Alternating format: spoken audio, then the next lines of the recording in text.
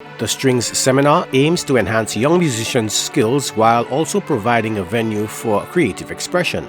This workshop is a collaborative effort between the St. Lucia Hospitality and Tourism Association and the Venezuelan Embassy.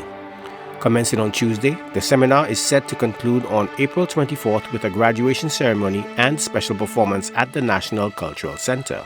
You have a lot of talent in this island, and in St. Lucia, the children, we have today more than 60 students from Marchand, from different parts of the island, and it's a wonderful experience that we have here. The idea is to prepare a wonderful performance for the last day. It will be on Thursday, 24th, at 5 o'clock at the National Cultural Center.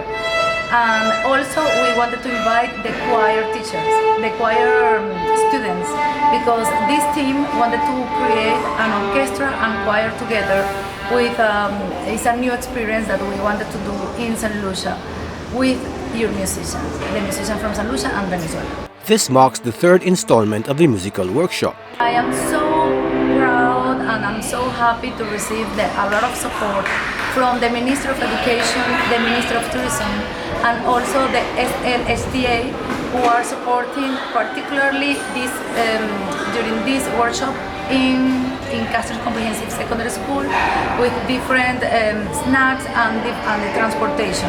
And we are very happy to have all this support. Slhta officials emphasize the significance of the initiative. Students, having them do something that will keep them out of mischievous behavior. And now we're in the Easter season where there is a vacation holiday. At least there's something that is meaningful that will help them develop emotionally and also give them something to take back and have as a form of skill that they could depend on. Organizers hope the Strings workshop will keep youth engaged and away from antisocial behaviors during the Easter break. Joachim Duplessis, HTS News Force.